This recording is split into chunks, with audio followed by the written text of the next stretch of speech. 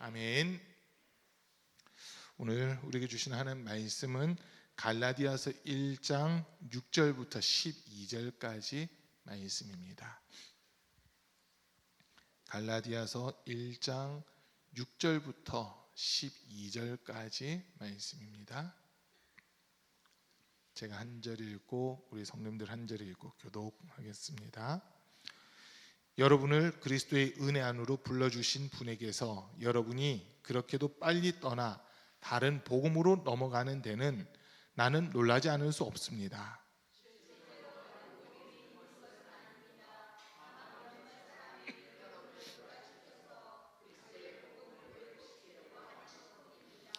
그러나 우리들이나 또는 하늘에서 온 천사일지라도 우리가 여러분에게 전한 것과 다른 복음을 여러분에게 전한다면 마땅히 저주를 받아야 합니다.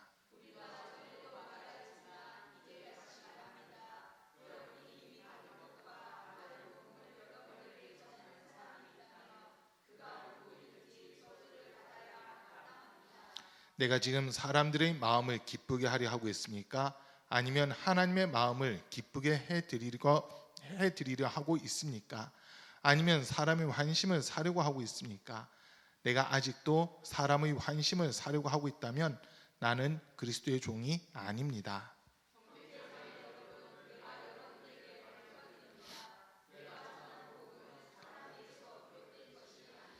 같이 읽습니다.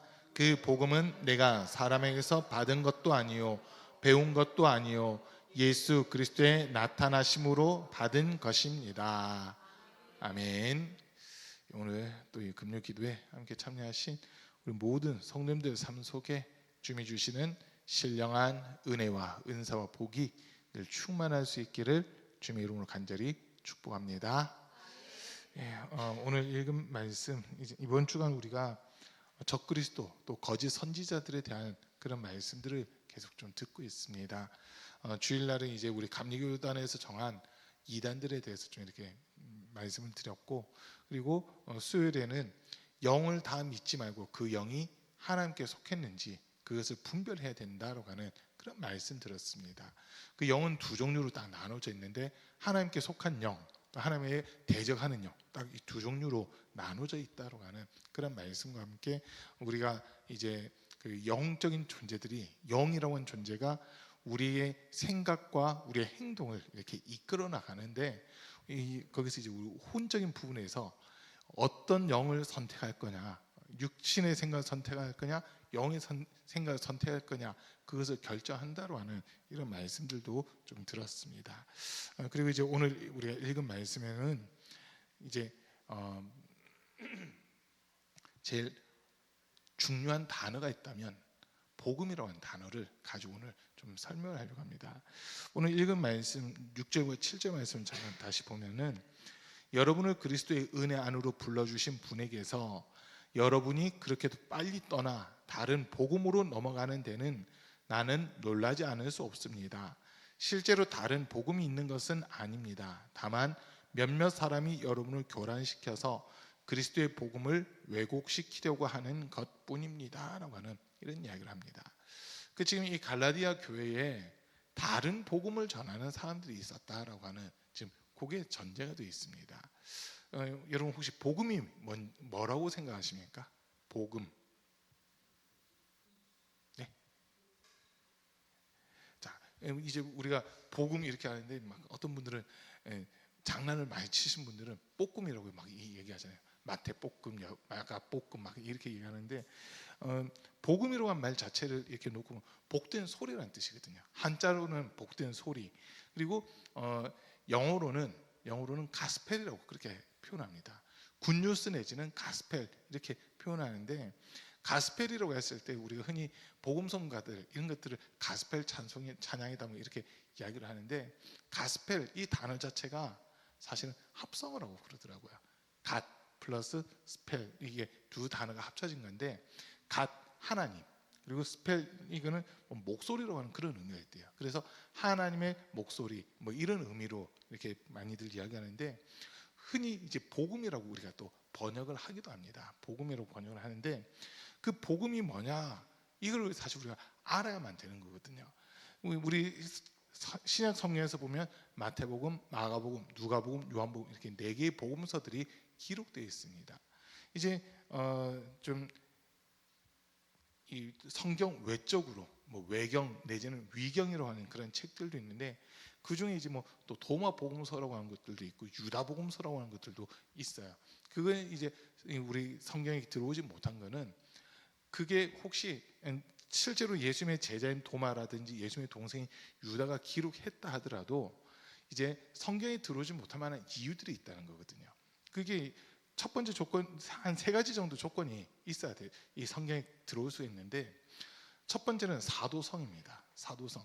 예수님을 직접 목격하고 따라다녔던 그런 사람, 그래서 예수님의 증인된 사람들이 성경을 기록했느냐 그렇지 않느냐, 이게 첫 번째고요. 두 번째는 성령의 감동에 의해서 기록된 것이냐 아니냐, 요걸 두 번째 기준. 세 번째 기준은 그 당시 많은 교회들에서 공통적으로 읽혀지던 책이냐 아니냐, 요 3가지 기준으로 정경이라고 하는 것을 이렇게 정하게 됐습니다.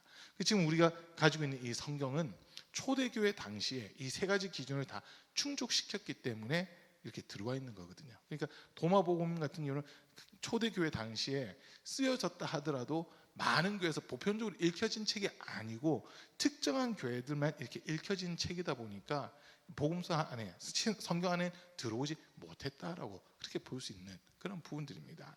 자, 그런데 성경을 쭉 읽다 보니까 복음이 뭔지 우리한테 명확하게 소개를 해주는 구절이 있어요.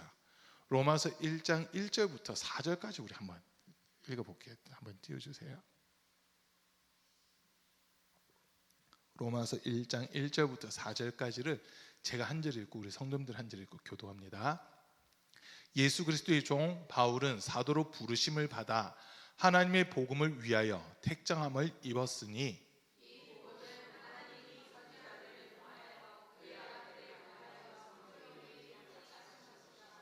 그의 아들에 관하여 말하면 육신으로는 다윗의 혈통에서 나셨고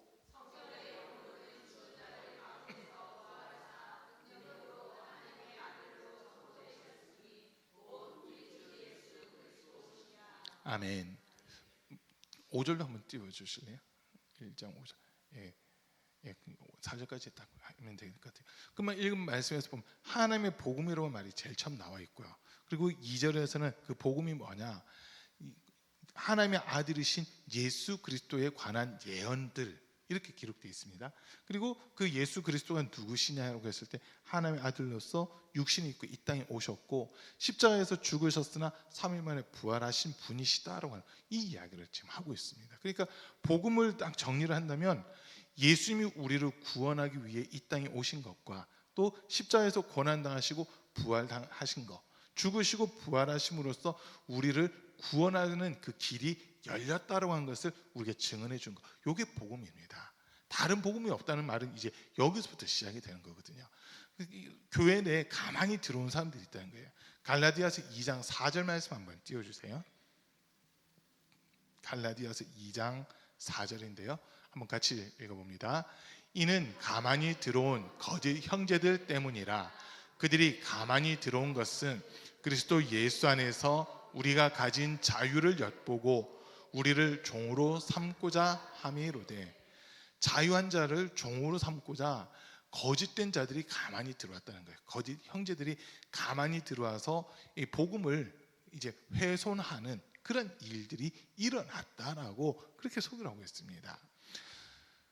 구원이라고 하는 것을 이렇게 기준 삼아서 볼 때요, 구원이라고 하는 것을 놓고 볼 때 누가 구원받을 수 있느냐 하면 예수 믿는 사람만 구원받는 겁니다. 이건 우리는 분명하게 하셔야 돼요.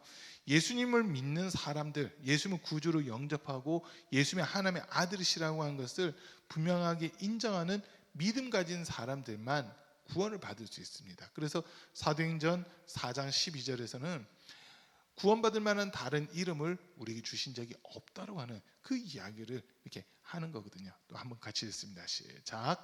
다른 이로서는 구원을 받을 수 없나니 천하 사람 중에 구원을 받을 만한 다른 이름을 우리에게 주신 일이 없음이라 하였더라. 구원이라고 하는 것은 우리가 뭔가를 했기 때문에 구원받는 것이 아니라 오직 하나님의 은혜로 우리가 구원을 받게 되는 겁니다. 우리는 아직 죄인 되었을 때, 로마서 5장 8절에 있는 말씀대로 우리가 아직 죄인 되었을 때 그리스도께서 우리를 위하여 죽으심으로 하나님께서 우리에 대한 자기의 사랑을 확증하셨느니라. 또 요한복음 3장 16절에서 하나님이 세상을 이처럼 사랑하사 독생자를 주셨으니 이는 그를 믿는 자마다 멸망치 않고 영생을 얻게 하려 하심이다 라고 하는 이 말씀을 우리에게 주시잖아요. 그러니까 이 복음이라고 하는 것은 하나님이 우리를 사랑하시고 우리를 구원하기 위해서 예수 그리스도를 이 땅에 보내주셨고, 예수 그리스도께서 십자가에서 고난당하시고 피 흘리시고 죽임 당하셨기 때문에 우리가 살 수 있는 길이 열렸다라고 하는 거, 요거를 인정하는 게 복음입니다. 이걸 인정하는 게 믿음이고요, 이 소식 자체가 복음이 되는 거거든요. 여기까지 이해되시죠? 그러니까 복음이라 했을 때는 하나님께서 나를 사랑해 주셔서 죄인된 내가 구원받을 수 있는 길을 열어주셨다. 그 길이 바로 예수 그리스도다. 이게 복음이라는 겁니다. 다른 복음이 있을 수가 없어요. 구원에 있어서 이제 다른 복음이라고 하는 것은 예수 그리스도를 통해서만 구원받는다가 아니라 다른 방법으로도 구원받을 수 있다. 이게 다른 복음이라는 거거든요. 여러분, 구원의 길은 오직 예수님밖에 없습니다. 요것만큼은 절대로 흔들려서는 안 되는 부분이거든요. 많은 전에 한번 제가 소개했잖아요. 처음 교육전도사 나갔을 때 남양이라고 한 곳, 경기도 화성시 남양 지금 동으로 됐는데, 거기에 이제 성모 마리아 그 성지가 있어요. 남양 성지라고 해가지고 거기 있는데, 거기 가보니까 천주교 그 성지인데 기도문 중에 하나님, 저는 기도할 줄도 몰라요. 하나님이 아니죠. 마리아님, 성모 마리아님, 저는 기도할 줄도 몰라요. 예수님에 대한 분명 믿음도 가지지 못했어요. 그런데 천국은 가고 싶어요. 천국, 나를 위해서 천국의 뒷문을 열어주시고 나를 받아주십시오. 이런 기도가 적혀져 있다고 한번 제가 소개해드린 적이 있잖아요. 거기 제가 그걸 보면서 깜짝 놀라고 충격을 받았어요. 성경에서 다른 이로서 구원받을 만한 이름을 주신 적이 없다 했는데, 그곳에서는 성모 마리아에게 기도해서 천국의 뒷문을 열어가지고 구원을 받는다라고 하는 이런 말도 안 되는 소리를 하고 있습니다. 그리고 이슬람교는 더해요. 이슬람교는 두 가지 조건을 충족시켜야 구원을 받는답니다. 그 두 가지 조건이 뭐냐면, 이슬람의 성지 메카라고 하는 곳을 일평생에 한 번은 가야 돼요. 메카라고 하는 곳에 일평생 한 번 가야 되고요. 두 번째는 알라를 위해서 또 꾸란을 위한 그 전쟁, 성전이라고 하는 그 전쟁을 반드시 참여를 해야 된다는 거예요. 특별히 그 9.11 테러 같은 거, 이렇게 엄청난 테러를 일으킨 사람들 있잖아요. 아마 이슬람교에서 일으켰던 테러들 중에서 제일 컸던 테러가, 전 세계적으로 가장 큰 영향력을 끼쳤던, 파급력을 끼쳤던 테러가 9.11 테러였을 겁니다. 9.11 테러. 그리고 영국이라든지 영국 런던에 지하철역을 폭파시키는 막 이런 테러들이 있었잖아요. 그런 테러들을 일으켰던 주동자들은 지금 이슬람교에서 믿기로는 그 사람들은 천국에서 70명의 아내들과 함께 있다라고 그렇게 믿고 있대요. 부인이 70명이래요. 솔로몬의 버금가는 그런 모습이 돼버리는데, 그 사람들이 구원을 받는다라고 이슬람교는 가르쳐요. 그러니까 알라를 위해서 뭔가를 해야 된다라고 그렇게 가르치는 게 이슬람교입니다. 그리고 불교에서는 스스로 해탈해야 된다고 그러잖아요. 해탈이라고 한 게 이렇게 풀어보니까 깨달음이에요. 뭔가를 깨달아야 된다는 거예요. 근데 불교에 있는 사람들은 뭐를 깨닫나 하고 보니까 딱 한 가지 깨닫는 게 있어요. 나는 죄인이다. 이건 깨달아요. 그러면 그거로 끝이냐? 이게 아니라 우리가 죄인이고 죄의 값은 사망인데, 이 사망의 문제를 예수님이 해결해 주셨다. 여기까지 와야 되는데, 불교는요, 그냥 내가 깨달았기 때문에 나는 극락 간다라고 그렇게 이야기를 해요. 사람의 방법으로 구원받을 수가 없는데, 불교에서는 내가 뭔가 깨닫게 되면 구원받는다라고 하는 그런 이야기를 합니다. 그리고 또 이제 도교 같은 경우는 우리가 이 땅에서 선하게 착하게 살면 그 사람이 신선이 된대요. 이런 교리들을 다 중국에서는 가르치고 있어요. 특별히 또 우리 기독교 내에서도 기독교 역사를 조금만 제가 읊어볼게요. 예수 그리스도를 통해서 마가복음 1장 1절을 보면 예수 그리스도의 복음의 시작이다라고 하는 그 말씀이 기록되어 있잖아요. 하나님의 아들 예수 그리스도의 복음이 시작이 됐어요. 그런데 그 복음이 전파되는 데 있어서 상당히 고통도 있었고 고난도 있었고 핍박도 있었고 환난도 있었거든요. 예수 믿는다고 하는 것 때문에 감옥에 갇히기도 하고 매를 맞기도 하고 사자의 밥이 되기도 하는 이런 어려운 일들이 많이 있었잖아요. 그런데 바울이 로마에 가서 복음을 전했을 때 이태 동안 복음을 전하는데 그때 황실에 있는 사람들 가운데서도 예수님의 복음을 받아들인 사람들이 생겨나기 시작합니다. 황제가 직접 복음 들은 건 아니지만 황제 집안 사람들 한 사촌쯤 아니면 팔촌쯤 되는 그런 사람들이 복음을 받아들이기 시작을 해요. 그러면서 이 복음의 영향력이 점점 퍼져나가는데 313년에 이제 기독교가 국교로 공인이 되는 겁니다. 313년 그 전까지는 예수 믿는다고 하는 것 이거 자체가 고난받는 일이었고 핍박받는 일이었고 환난 가운데 들어가는 그런 모습들이었어요. 그 사람들이 그렇게 고난과 핍박과 환난을 받는 이유는 딱 하나입니다. 예수 그리스도만 구원자시라고 하는 것을 인정했기 때문에 그런 모습들이 있었거든요. 자, 그런데 기독교가 국교로 공인됐으면 사람들이 이제 핍박이 없고 박해가 없으니까 자유롭게 신앙생활을 할 수 있잖아요. 너무 자유로워진 거예요. 구원의 조건이 바뀌어버렸어요. 그때부터 구원의 조건이 어떻게 바뀌냐면 예수 그리스도를 믿는 믿음으로 구원받는다, 하나님의 은혜로 구원받는다가 아니라 기독교가 국교로 공인된 이후로는 세례만 받으면 구원받는다 이렇게 바뀝니다. 좀 말이 이해되세요? 마가복음 16장 15절 이후에 있는 말씀 한번 좀 띄워주세요. 15절 16절까지 두 절만 한번 볼게요. 시작. 또 이르시되 너희는 온 천하에 다니며 만민에게 복음을 전파하라. 믿고 세례를 받는 사람은 구원을 얻을 것이요 믿지 않는 사람은 정죄를 받으리라. 자, 세례의 조건이 분명 믿음이에요. 믿음으로 말미암아 이 세례를 받고 그 세례를 통해서 내가 세례는 하나의 기억하는 예식이거든요. 내가 죄인이었는데 내 죄가 이 물로서 싹 씻겨졌다. 예수 피로서 씻겨진 것을 물로 씻었다라고 해서 그것을 기억하고 기념하는 하나의 성례가 세례가 되는 겁니다. 자, 그런데 이 당시 초대교회 313년 이후에 기독교가 국교로 공인되고 나서는 여기서 앞에 믿고라고 하는 부분은 빼고 세례를 받으면 구원받는다. 이렇게 사람들이 논리를 펼쳐나가기 시작해요. 세례를 받으면 구원받는다. 그래서 나온 게 유아 세례예요. 그 당시에는 뭐 이 백신이라든지 이런 것들이 없다 보니까 아기들이 빨리 죽었거든요. 그러다 보니까 그 아이들이 믿음이 있는지 없는지도 모르는데 세례를 받으면 구원받는다고 하니까 무조건 세례를 베푸는 이런 일들이 일어난 겁니다. 세례의 제일 전제 조건이 뭐냐면 예수님을 분명하게 인정하는 믿음의 고백이 있어야 되는 거거든요. 예수님을 시인하는 믿음의 고백이 있어야지만 세례가 베풀 수 있는데 유아 세례라고 하는 것이 사실은 아이들이 언제 죽을지 모르니까 그냥 부모들이 요청해서 세례를 베풀기 시작한 거예요.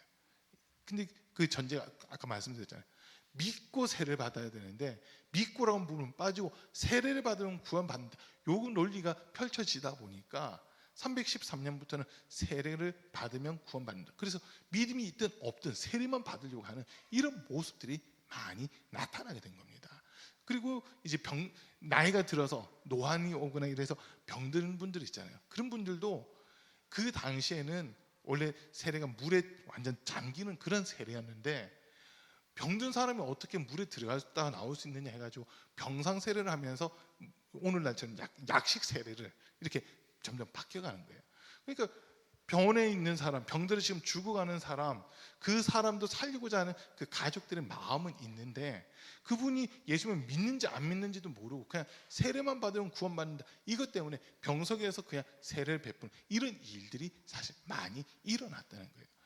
그 전제돼야 되는 조건, 세례를 위해서 반드시 전제돼야 되는 게 예수님을 인정하는 믿음이 있어야지만 세례를 받아야 되는데 예수님을 믿는 믿음과는 상관없이 세례만 받으면 구원받는다. 이런 식으로 사람들이 이해를 하던 시기가 있었습니다. 그게 1517년 10월 31일 마틴 루터가 종교개혁을 일으킬 때까지였어요.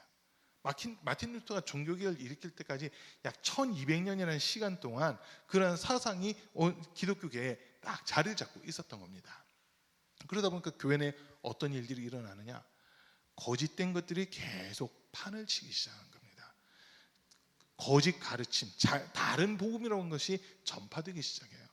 예수 그리스도께서 십자가에서 살찢고 몸찢고 피 흘려 고난 당하심으로 우리가 받아야 될 고난을 예수님이 대신 당하셨고, 우리가 죽어야 되는데 예수님이 대신 죽으심으로 구원받는 길이 열렸다. 이게 아니라 이제는 이미 예수님이 해결했다고 하니까 내 마음대로 살아도 된다, 이제 이런 분위기까지 나오는 거예요. 이미 예수님이 내 죄를 담당하셨다면서요. 내 죄 담당하고 십자가에서 죽으셨다면서요. 그러니까 더 이상 나는 죄에 대해서 매일 필요가 없으니까 내 마음대로 살아도 예수님이 내 죄 담당했으니까 저는 제 마음대로 살겠습니다. 이런 이 분위기까지 나타나는 거예요. 이게 다른 복음이라는 거거든요. 여러분, 누군가가 나를 위해 대신 죽었으면 이제 우리는 나를 대신해 죽은 그분을 위해서 대신 살아가는 그 모습이 돼야 되거든요. 그런데 그 대신 살아가야 되는 이 모습은 더 잘 살아야 되잖아요. 더 바르게 살아야 되고 더 성실히 살아야 되고, 정말 나를 대신해 죽은 그분의 이름이 먹칠이 안 되게끔 그렇게 우리가 살아야 되는데, 잘못된 구원관이 퍼지기 시작한 거예요. 이미 예수가 다 담당했다 하면서 내 마음대로 살아가는 거죠. 하나님의 은혜, 나를 대신해 십자가에서 죽으신 예수 그리스도의 은혜를 잊어버리는 그런 모습들이 상당히 많이 나타났던 겁니다. 그러나 1517년 마틴 루터의 종교개혁, 그 이후에 찌빙글리라든지 칼빈이라든지 여러 그 종교개혁자들을 통해서, 종교개혁이 사실 딴 게 아니에요. 본질로 돌아가는 게 종교개혁이잖아요. 본질로 돌아가자는 거예요. 잘못된 신앙관, 잘못된 복음, 다른 복음, 거기서 벗어나서 복음 그 자체로 다시 돌아가자. 이게 어떻게 보면 종교개혁의 모습들이었던 거거든요. 종교개혁의 모습이에요. 그러다 보니까 성경이 번역된 이후에는 이제 더 이상 다른 복음을 전할 수 없는 그 모습이 나타나기 시작한 겁니다. 그래서 마틴 루터는 종교개혁을 일으킨 것도 대단하지만, 마틴 루터에 대해서 제가 한마디만 평가를 한다면 성경을 번역했다고 하는 거, 요거 때문에 인정을 받아야 돼요. 성경 번역. 왜냐하면 우리 모든 사람들에게 성경이 이제 주어지는 그 계기가 마틴 루터가 성경을 번역한 사건이거든요.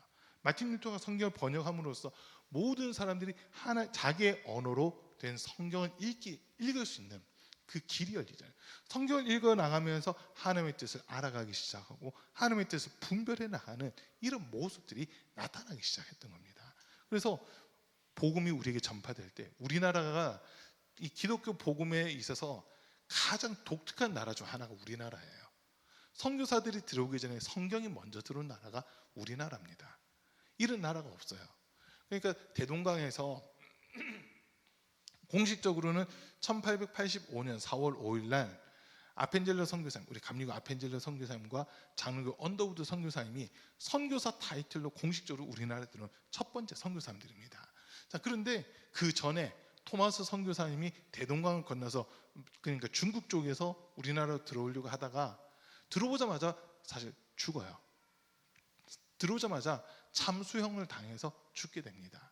그런데 그 참수형 당할 때 딱 책 한 권을 남겨두고 죽었거든요. 그게 성경책이에요. 쪽복음이라고 한 거거든요. 그 하나 탁 던져놓고 죽었는데, 그 망나니, 그러니까 이 토마스 선교사님을 목베어 죽인 그 사람 집에 그 책을 갖고 가서는, 앞만 봐도 그 당시 우리나라 사람들이 문맹이 많았잖아요. 글씨를 모르니까 그냥 북북 찢어서 자기 집에 벽지처럼 이렇게 다닥 붙여놨었대요. 나중에 보니까 그게 성경인 거예요. 쪽복음이 해가지고 그 복음서들 기록됐는데, 그 자리가, 그 집이 나중에는 성서 공회로 이렇게 발전이 되고요. 그러다가 남북이 이렇게 나눠지고 일제 침략을 받고 하면서 그게 또 무너진 그런 일들이 있었는데, 어쨌든 선교사들보다도 성경이 먼저 들어온 나라는 우리나라였고요. 최초 성경 전래지라고 불려진 곳이 충남 서천에 있거든요. 서천에 가서 보면 성경이 최초로 전래되는데, 그 가서 이야기 들어보면 참 재밌어요. 말이 안 통하니까, 말이 안 통하고 그 배에 제독이 있는데 성경을 우리한테 넘겨주려고 하는데, 처음에는 성경을 바로 준 게 아니고 뭔가 우리가 당신한테 들어가도 되겠느냐 하니까 우리나라 사람들은 갓 쓴 양반들 가가지고 안 된다고 하면서 이야기를 하는데 서로 소통이 안 되는 거예요. 소통이 안 되는데 어떻게 하면 이 사람들하고 친해질 수 있을까, 어떻게 하면 이야기할 수 있을까 하다가 와인을 한 잔씩 이렇게 마시게 됐대요. 술을 한 잔씩 마시다 보니까 말은 안 통하는데 친구가 된 거예요. 그냥 친구가 된 거예요. 그러면서 서천에서 나는 그 뭐 특산물들 이런 거를 배로 갖고 와서 이 사람들한테 전해주고, 그 사람들은 우리가 선물 받았는데 이 사람들이 뭘 주지 하다가 그냥 성경책을 줘버린 거예요. 그래서 그 서천이라는 곳이 우리나라 최초 성경 전래지가 돼 있거든요. 어쨌든 선교사가 들어오기 전에 성경이 먼저 들어온 게 우리나라라고 하는 거예요. 그러다 보니까 선교사님들이 들어와서 깜짝 놀랐어요. 왜? 이미 여러 군데서 성경을 읽고 있는 사람들이 있거든요. 쪽복음 전파된 거 막 이런 것들로 해서 성경을 읽고 있는 사람들이 있다 보니까 복음을 전하는데 사람들이 너무 쉽게 복음을 받아들이는 그런 모습들이 초기에 이렇게 있었던 겁니다. 자, 다시 본문으로 돌아가세요. 지금 교회 내에 다른 복음을 가진 사람들이 있다는 거예요. 갈라디아 교회에. 그 다른 복음은 예수 그리스도의 그 피의 공로, 예수 그리스도께서 십자가에서 죽으신 것을 부정하고 다른 방법으로 구원받을 수 있다라고 주장하는 그 모든 것들이 다른 복음이거든요. 그 모든 것들이 다른 복음이라는 거예요. 자, 베드로후서 2장 1절부터 5절까지 한번 띄워주세요. 베드로후서 2장 1절부터 그냥 4절 정도까지만 읽는데 제가 한 절 읽고 우리 성도님들 한 절 읽고 교독해 봅니다. 그러나 백성 가운데 또한 거짓 선지자들이 일어났었나니 이와 같이 너희 중에도 거짓 선생들이 있으리라. 그들은 멸망하게 할 이단을 가만히 끌어들여 자기들을 사신 주를 부인하고 임박한 멸망을 스스로 취하는 자들이라.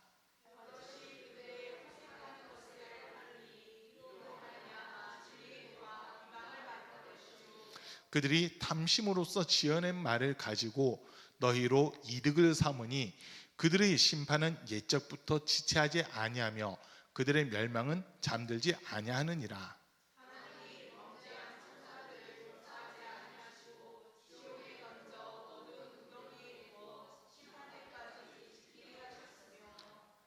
예, 거기까지만 읽을게요. 자, 보세요. 지금 교회 내에 거짓 선지자들이 들어왔다는 거예요. 거짓 선지자들이 들어와서 복음을 훼손시키는 이런 일들이 일어났다는 거거든요.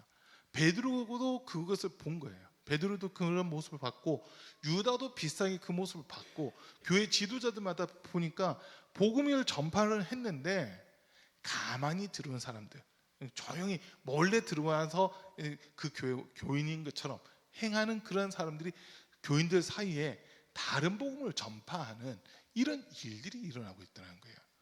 예수 그리스도를 통해서만 구원이 이루어져야 되는데 예수 그리스도가 아닌 다른 방법으로도 구원받을 수 있다, 이렇게 주장하는 사람들이 교회에 들어와서 교회를 혼란시키고 분열시키고 하는 지금 이런 일들이 일어나고 있다는 거거든요.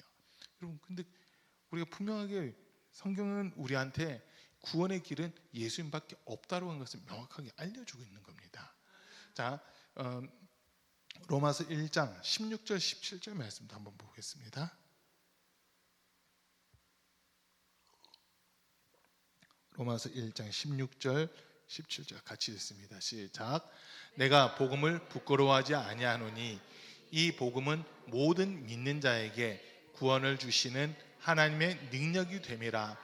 먼저는 유대인에게요 그리고 헬라인에게로다. 복음에는 하나님의 의가 나타나서 믿음으로 믿음에 이르게 하나니 기록된 바 오직 의인은 믿음으로 말미암아 살리라 함과 같으니라. 아멘. 복음에는 하나님의 의가 나타난다라고 되어 있잖아요. 하나님의 의.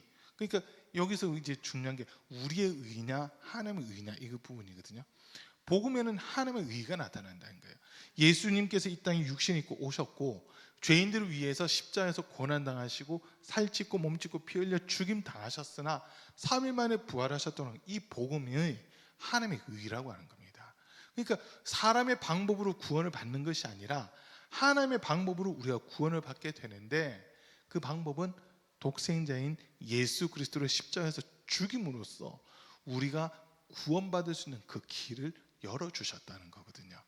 그래서 예수님이 요한복음 14장 6절에서 하신 말씀이 내가 곧 길이요 진리요 생명이니 나로 말미암지 않고는 아버지께로 올 자가 없느니라고 하는 이 말씀을 주시는 겁니다. 구원의 길은 예수님밖에 없습니다. 이걸 다시 한번 더 강조를 하는 거예요. 자, 복음에는 분명하게 이 복음은 헬라인이나 유대인이나 가리지 않고 모든 민족에게도 동일하게 적용된다라고 하는 그 이야기를 하고 있는 거거든요. 그런데 교회 내에 이 복음을 자체를 희석시키고 복음 자체를 회방하려고 하는 이런 사람들이 교묘히 들어와 있다는 겁니다.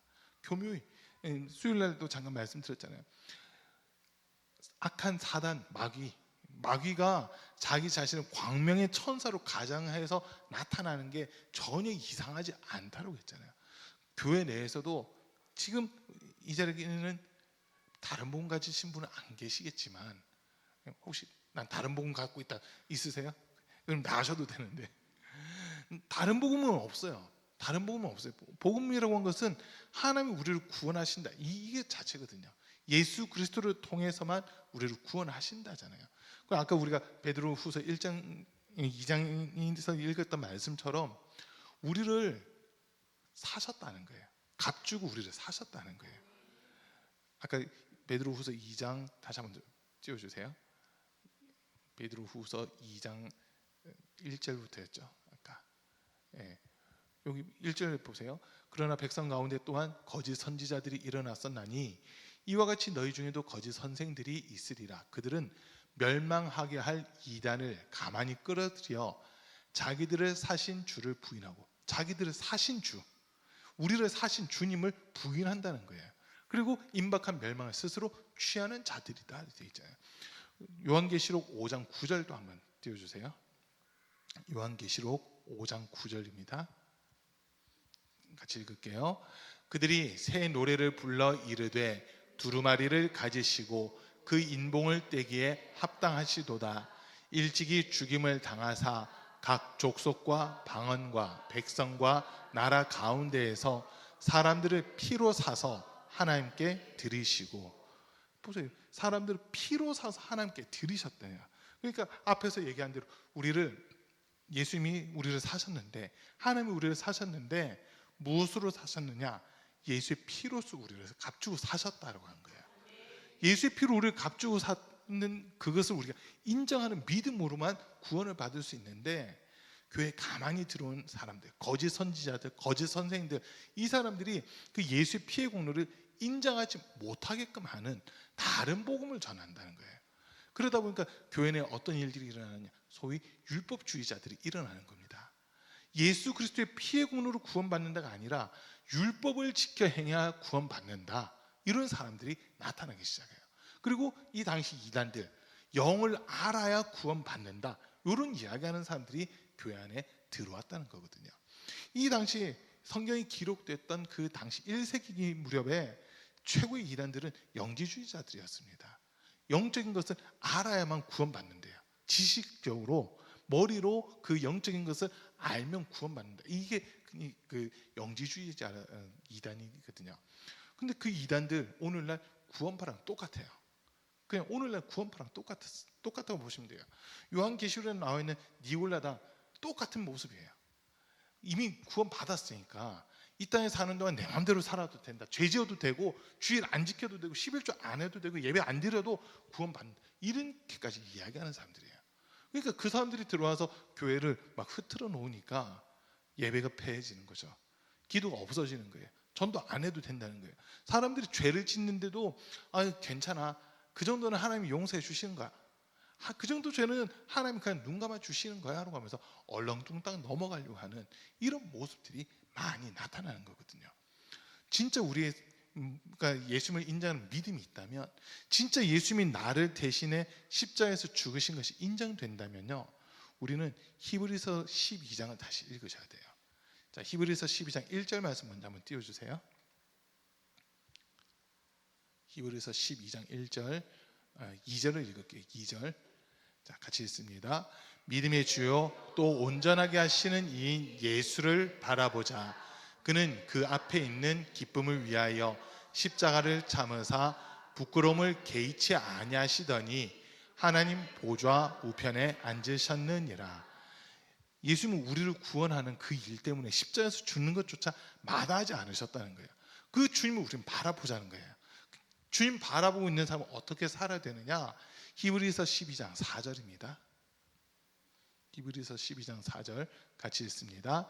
너희가 죄와 싸우되 아직 피 흘리기까지는 대항하지 아니하고.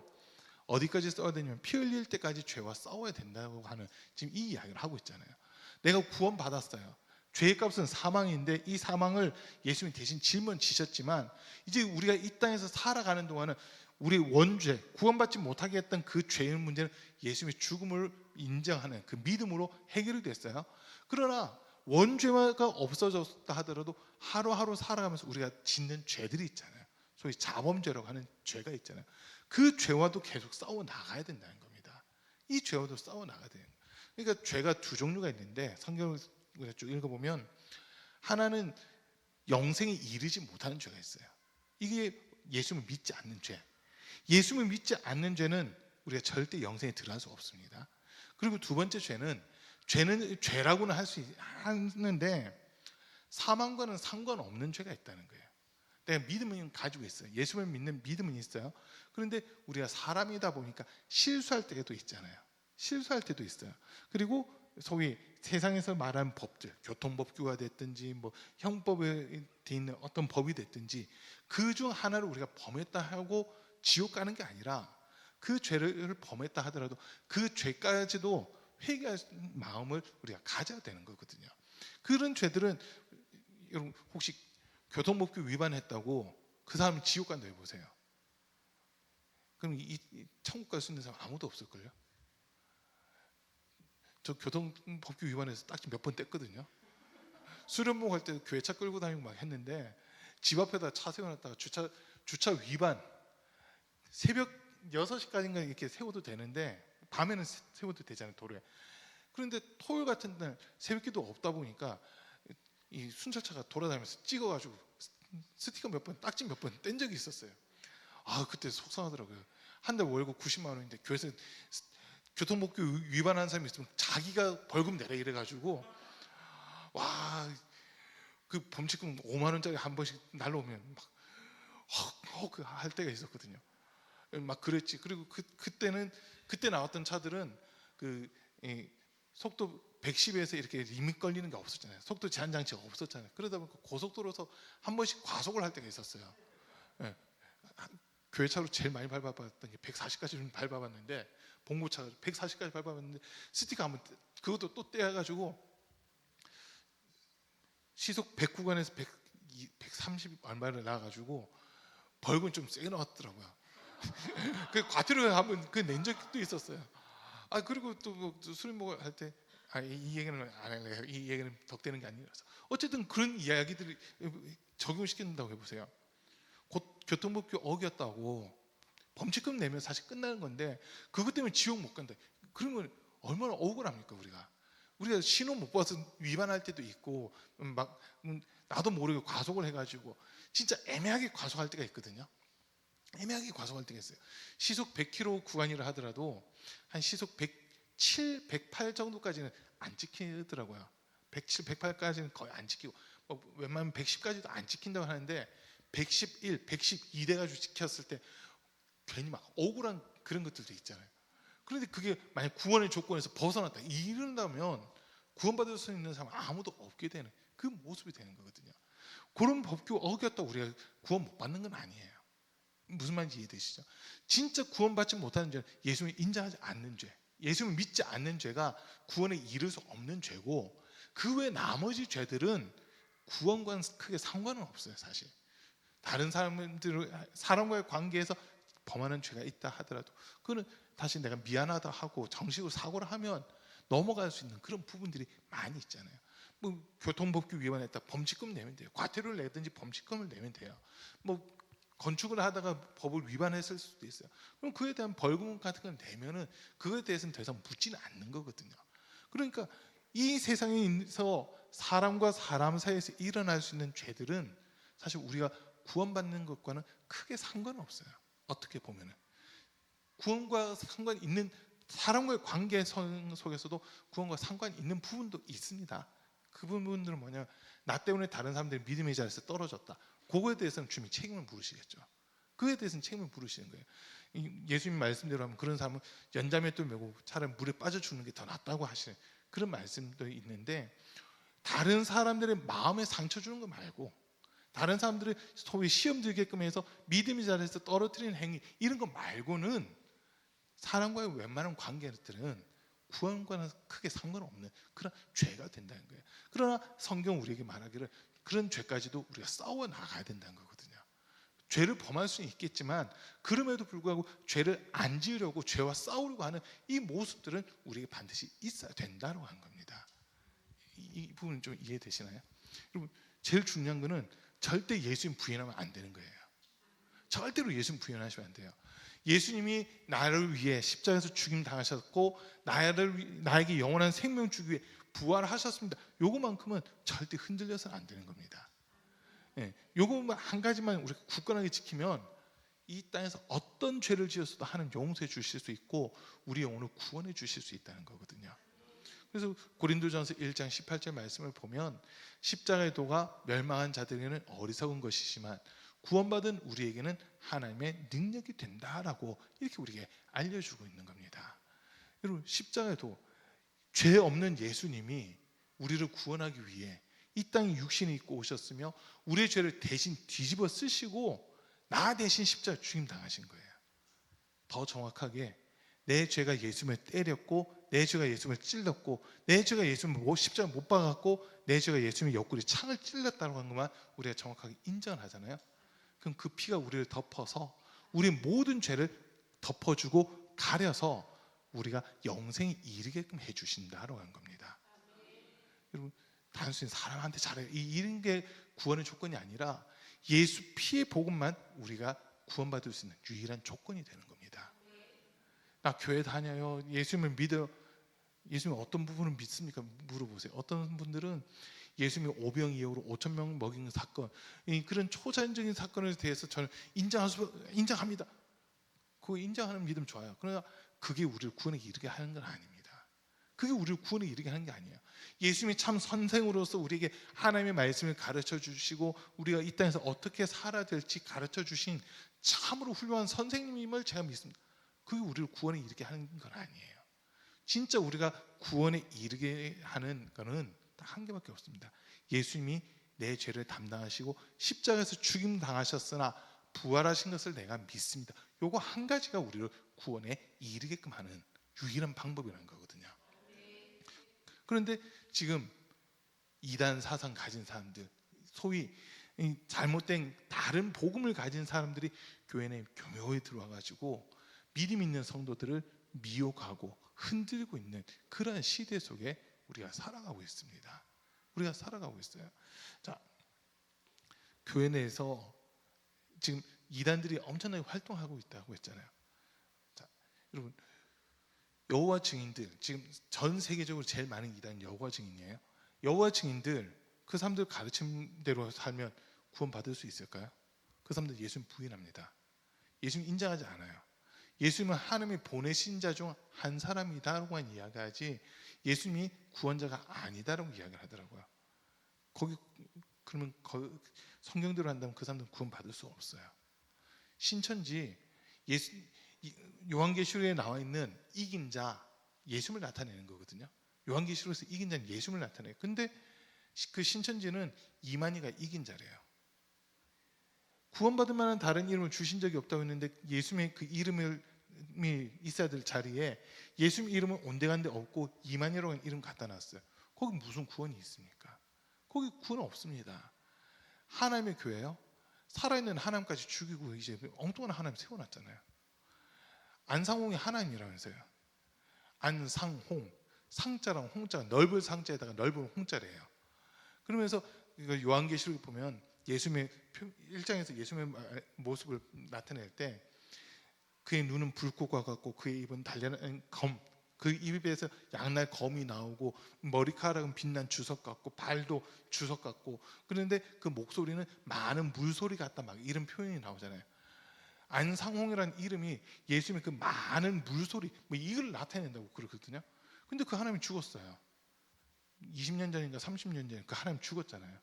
그 하나님 죽고 나니까 장길자라고 하는 사람을 하나님을 세워가지고 이 안상홍 속에 있던 영이 이 사람한테 넘어가서 이 사람이 이제 우리 하나님이다, 어머니 하나님이다, 지금 이렇게 가르치고 있습니다. 신이 죽는 게 어디 있어요? 신은 절대자고 초월자인데 신이 죽는다는 것 그 자체가 말이 안 되는 거거든요. 거기 구원 없습니다. 절대 구원 없어요. 그리고 또 뭐 신천지 얘기 다시 해볼게요. 이만희 씨가 자기가 보혜사라고 그랬거든요. 자기가 보혜사래요. 예수님만이 보혜사시고 또 다른 보혜사는 성령님을 나타내는 건데 자기가 예수님 아니면 성령님이라고 그렇게 가르치고 있거든요. 신천지에서. 그러면 전 이만희 씨를 뭐 만날 일은 없지만 만약 만난다면 저 한마디 딱 하려고요. 당신이 나를 위해 피 흘린 증거를 보여달라고. 예수님이 나를 위해 피 흘리셨는데 당신이 메시아라면 나를 위해 피 흘린 그 증거를 보여달라고. 저는 그거 한번 따져보고 싶어요. 피 흘린 흔적 아무것도 없어요. 그 사람은 술 마시는 흔적은 있을 거예요. 술 마시는 흔적이 있고요. 10년 전인가 보니까 신천지에서 구판을 한번 벌렸어요. 3억짜리 구판을. 구판을 벌린 이유는 이만희 영생불사하게끔 해달라고, 이만희의 생명을 연장시켜달라고 무당을 불러다가 3억짜리 구술을 했어요. 거긴 3억이 돈도 아니래요. 우리한테는 큰 돈이지만 자기들 그 교주가 죽을까봐 교주 생명 연장시켜달라고 하면서 구술을 했다니까요. 3억짜리 굿. 그런데 거기 무슨 구원이 있어요? 그런데 절대 구원 없습니다. 절대 속으시면 안 되는 거예요. 여호와 증인뿐만 아니라 여호와 증인, 하나님의 교회, 신천지, 그리고 안식일 교회, 그리고 몰몬교, 이런 이단들, 동방번개파 뭐 해가지고 이런 이단들 절대 구원 받을 수 없습니다. 왜? 근데 자기들만 구원을 못 받으면 상관이 없는데 예수님이 그 이제 바리새인들 책망하시는 그 장면들 있잖아요. 뭐 마태복음 23장 같은데 쭉 읽어보세요.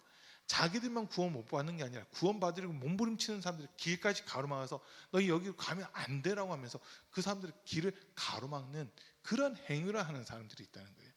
교회 내에 침투해가지고 열심히 이제 신앙생활을 하려고 하고 정말 말씀대로 순종하려고 하는 사람들한테 소위 먼저 믿는 사람들, 이런 얘기하는 사람들이 있어요. 그렇게까지 열심히 안 해도 돼.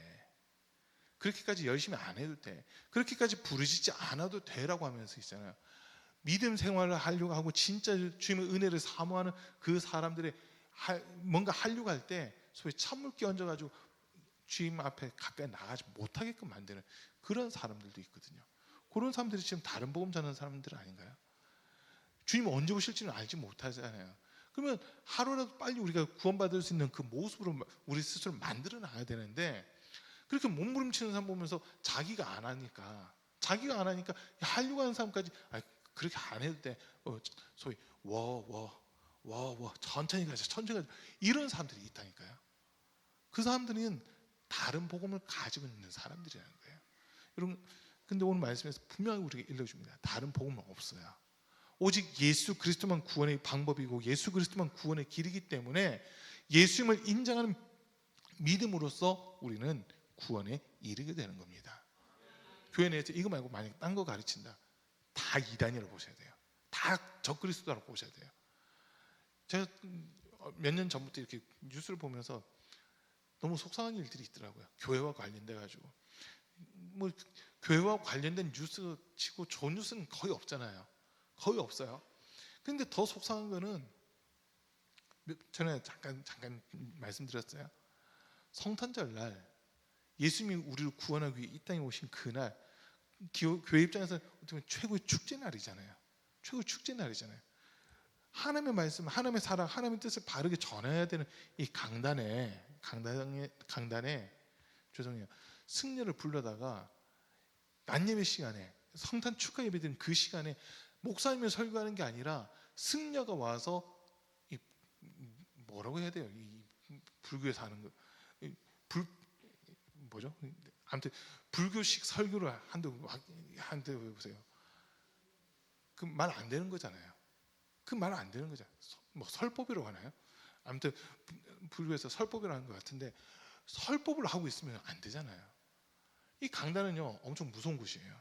하나님 말씀을만 전해야지 딴 거 전했다가는 진짜 큰일 납니다. 구약시대 때 보세요. 대속죄일이라고 한 날이 있거든요. 대제사장이 1년에 딱 한 번 지성소 들어갈 수 있는 날이에요. 근데 지성소 들어가기 전에 분명 속죄제, 속건제 이런 걸 하나님 앞에 먼저 다 드리고 죄에 대한 부분들을 깨끗이 한 다음에 거룩하게 된 다음에 들어가야 되거든요.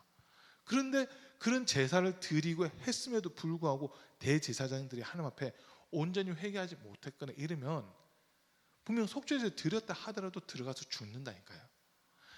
대제사장들이 들어서 죽을지도 모르는 이런 일들 때문에 대제사장 몸에다 밧줄을 하나 묶잖아요.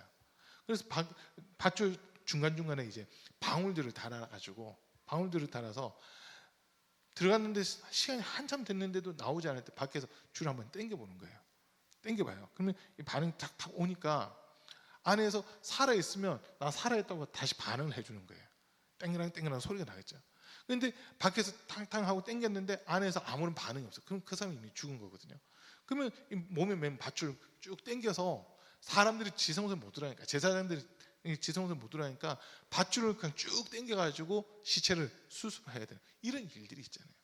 자, 왜 그런 일들이 나냐? 대제사장이라 하더라도 하나님 뜻대로 가지 않으면 그렇게 죽는다는 거거든요. 죽는다는 거예요. 이게 강단이거든요. 그러니까 강단에서는 예수 그리스도를 통해서 우리가 구원받을 수 있고 예수님이 우리를 구원하기 위해 십자가 위에서 살찢고 몸찢고 피 흘려 죽으셨다. 죄의 값은 사망인데 예수님이 대신 죽어 우리의 죄 문제를 해결해 주셨다. 이것만 증거가 돼야 되는 겁니다. 이거 말고 딴 거 전하면 안 되는 거예요, 사실. 이거를 전하기 위해서 뭐 예를 들 수는 있겠죠. 예들은 들을 수 있겠지만 이 예수 그리스도의 피, 예수 그리스도의 고난, 예수 그리스도의 죽음 이게 모든 설교의 핵심이거든요. 이게 제일 중심이거든요. 모든 성경은 예수 그리스도를 증거하고 있다고 했잖아요. 그러니까 강단에서는 예수 외에는 다른 거 전하면 안 되는 거예요. 근데 다른 복음을 가졌다는 것은 예수 말고도 다른 구원의 길이 있다 이런 것들을 이야기하는 거거든요. 지난 10월 27일 우리 연합 예배하면서 전국 연합 예배하면서 그날 이제 동성에 대한 주제들 가지고 얘기들을 좀 많이 하셨잖아요. 그리고 우리가 영상 본 것들 보면 미 연합 감리교회 얘기가 쭉 나왔잖아요. 설교하려고 하는데 예배 시작하고 설교하려고 하는데 교단 관계자가 와가지고는 이번 달까지 하고 파면입니다. 뭐 이런 얘기 하고 있는 거. 이유는 뭡니까 물으니까 동성애를 반대했기 때문에 파면입니다라고 하는 지금 그런 모습들. 그리고 개인 목사가 나와가지고 저는 이렇게 미 연합 감리교회에서 목사가 된 것이 너무나도 자랑스럽습니다. 오늘 저를 이렇게 여장처럼 이렇게 화장해 주는 거. 그 사람한테 너무 감사를 표현하고 싶다. 이런 얘기를 하잖아요. 자기 스스로가 개인대 목사라고 하는 것이 영광스럽다고 그런 소리를 하는 거예요. 그 사람들은 예수님까지도 동성애자로 만들고 있는 사람들이거든요. 그게 다른 복음이에요. 그게 그런 것들이 다른 복음입니다. 그게 동성애는 죄라고 성경이 분명히 지적하고 있는데 그 사람들은 지금 동성애는 죄 아니야 잃어버리고 있잖아요.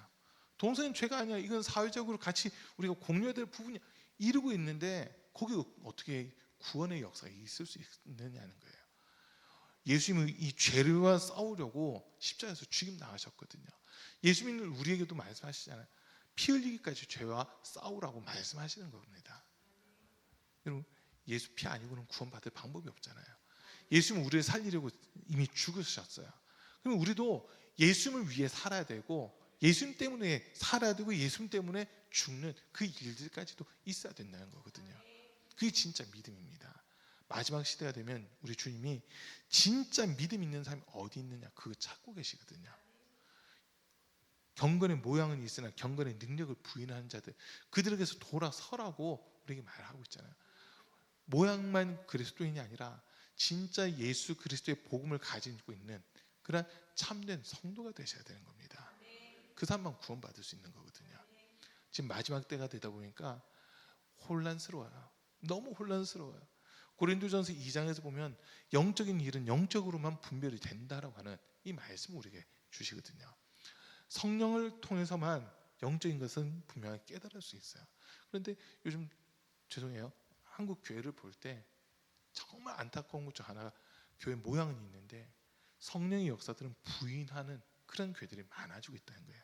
소위 인본주의, 신학화돼 있고 인본주의화돼 있고 자유주의화돼 있고 그리고 윤리주의, 상황주의, 그리고 다원주의 이런 것들로 교회가 안이 꽉 차 있습니다. 그러다 보니까 지금 WCC를 찬성한다든지 NCCK에 동조하는 이런 모습들, 이번은 전 개인적으로 너무 안타까운 게 우리 감리교 총회하면서 WCC, NCCK 탈퇴안이 올라왔는데 그것을 뭐 2년 더 연장해서 2년 더 지켜보고 진짜 그때 가서 안 되겠다 싶으면 탈퇴, 이런 얘기가 나왔다는 게 속상해요. 기독교가 반대되는 거, 복음과 반대로 간다면 그것을 빨리 탈퇴하는 게 맞는데, 탈퇴해야 되는 게 맞는데 탈퇴 못하는 제일 큰 이유가 WCC가 됐든 NCCK가 됐든 우리 기독교 대한감리가 제일 큰 교단인데 지금 이 말 때문에 탈퇴를 못한대요. 제일 크니까 탈퇴해야 되는 거예요. 그래야 이걸 전체를 흔들 수가 있는 거잖아요. 우리가 그걸 지켜줘, 아니 그건 안 지켜도 돼요. 안 지켜줘도 되는 거예요. 예수 그리스도의 복음과 반대로 간다는 거 빠져나오는 게 맞는 거거든요. 모르겠어요. 오늘 이 설교도 또 위에서 뭐라 하시려는 모르겠는데, 말씀에 근거해서 다른 복음은 있을 수가 없습니다. 오직 예수 그리스도의 죽음, 희생, 피 흘림, 그걸 통해서만 구원받는 겁니다. 내가 윤리적으로 얼마나 착하게 살았느냐, 얼마나 선하게 살았느냐, 하나님의 말씀 얼마나 지켜 행했느냐가 구원의 방법이 아니라 예수를 믿는 믿음만 구원의 방법입니다. 그거 우리 성도님들 절대 흔들리시면 안 됩니다. 마지막 때가 되겠다 보니까 지금 복음이 점점 희석돼 버리고 복음이 점점 사라져가고 있는 그 시대 속에서 우리가 살아가고 있거든요. 이런 때 우리 영혼 살기 위해서 주의 복음에 더 집중하셔야 되고 복음에 더 귀를 기울이는 그런 모습들이 있어야 된다고 한 겁니다. 이야기 하나만 하고 마칠게요. 우리나라에서 제일 큰 교회가 여의도 순복음교회잖아요. 조영규 목사님 때문에 시작이 됐는데 그 교단이 정식 명칭은 기독교 대한 하나님의 성회, 그리고 기하성, 그죠? 기독교 대한 하나님의 성회, 기독교 예수교 예하성 해가서 예수교 대한 하나님의 성, 이 두 가지 교단이 있거든요. 그 지금 순복음이라고 하는 이름으로 이렇게 돼 있는 교단이 정확하게 얘기하면 하나님의 성회라고 돼 있어요. 기독교 대한 하나님의 성회 뭐 이렇게 돼 있는데, 순복음이라고 하는 이름을 조영규 목사님이 처음 사용한 것 같아요. 순복음이라는 이름을. 근데 그 순복음 말 그대로 순수한 복음이라는 거잖아요. 다른 거 안 썼고 예수 그리스도의 복음만 바르게 전하겠다. 또 그거로 시작을 한 거거든요. 거기에 성령의 역사가 함께 더해지다 보니까 조영규 목사님 때 여의도 순복음교회 교인 수가 상상 초월입니다. 이거는 지금까지 전 세계 그만큼 교인을 모은 적이 없었어요. 여의도 순복음교회 조영규 목사님 살아계실 때까지 그냥 여의도 순복음교회 단독으로 해서 교인 수가 78만 명입니다. 뭐 지교회들 이렇게 한다 하더라도 지교회는 그냥 사실 여의도 순복음교회 그대로 가기 때문에 지교회 목사님들이 있어요. 근데 이분들은 소위 일반 교회 교구 담당하는 목사님처럼 이렇게 돼 있거든요. 모든 시스템은 여의도 순복음교회 설교 다 듣게끔 하고 이런 시스템으로 돼 있는데 교인들만 관리를 하는 거예요. 어떻게 보면. 그러다 보니까 조영규 목사님의 설교를 듣는 사람이 78만 명. 그 교회 등록되어 있는 교인 수가 78만 명이에요. 나중에 이걸 교단으로 만들다 보니까 다 이렇게 쪼개져서 지금 현재 여의도 순복음교회는 실제 인원이 그래도 뭐 20만 명, 30만 명 된대요.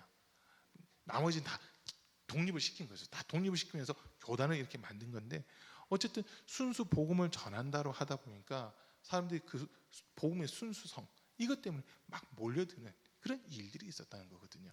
지금 뭐 교회가 부흥이 안 된다, 교회들마다 힘들다 이런 얘기는 분명히 들려요. 그러나 그럼에도 불구하고 예수님의 그 피의 복음이 바르게 증거되는 교회들은 일어서고 있다는 거거든요. 부흥하고 있다는 거거든요. 이번에 총회 관련 뉴스들을 보니까 좀 충격이더라고요. 우리 기독교 대한감리회가 예전에 146만까지 얘기를 했었거든요. 그래서 일반적으로 얘기할 때 뭐 150만, 160만이다 이런 얘기까지 했는데, 이번 총회 하는데 감리교인 수가 얼마냐면요. 여러분 혹시 얼마인지 아세요? 112만이래요. 이제 110만도 곧 깨진다 합니다. 1년에 지금 20%씩 확 교인 수가 줄어들고 있는 그런 모습 되고 있거든요. 감리교단이 그래도 우리 대한민국 내에서 장로교 통합 합동 다음으로 큰 교단이었어요. 세 번째로 큰 교단이었는데 지금 나온 통계를 보면 네 번째, 다섯 번째까지 지금 밀리고 있습니다. 네 번째, 다섯 번째까지 밀리고 있어요. 순복음하고 지금 교단이 비슷해졌고 백석하고도 비슷해졌어요. 지금 교단이 이렇게 좀 약해지고 있거든요. 왜 그럴까 했을 때 복음이 제대로 전파되지 않고 있다는 겁니다. 복음이 제대로 전파된다면 교회는 일어설 수밖에 없고 복음 속에는 생명이 있고 하나님의 의가 드러나기 때문에 교회가 일어서고 구원받는 사람이 더해질 수밖에 없는데 지금 어떻게 보면 우리 감리교단이 죄송해요. 신학적인 부분을 가지고 놓고 가장 진보적인 교단 중 하나거든요. 가장 제일 진보적인 교단은 기장이라고 한대요. 기독교 한국 장로회.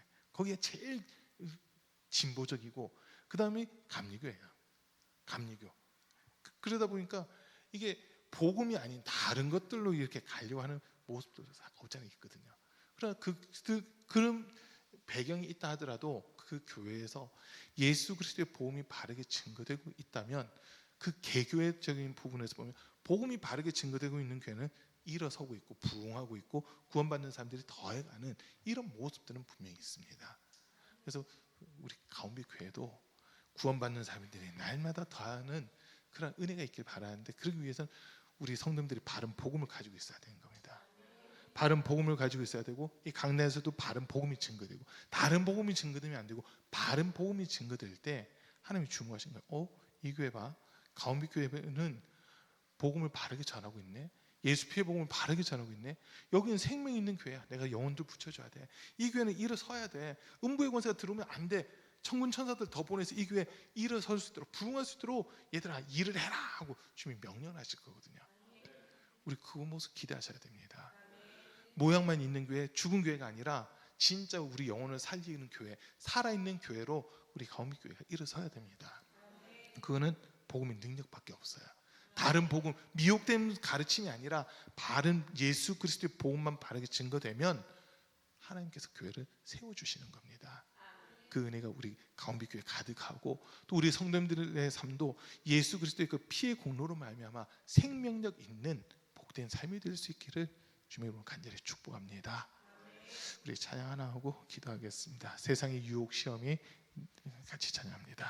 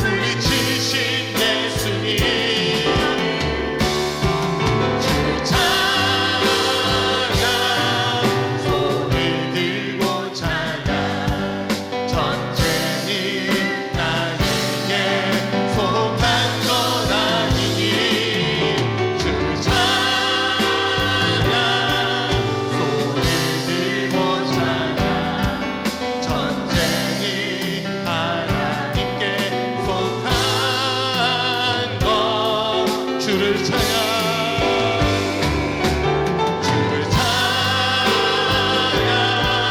손을 들고 찬양 전쟁이 나에게 속한 것 아니니 주를 찬양 손을 들고 찬양 전쟁이 하나님께 속한 것이니.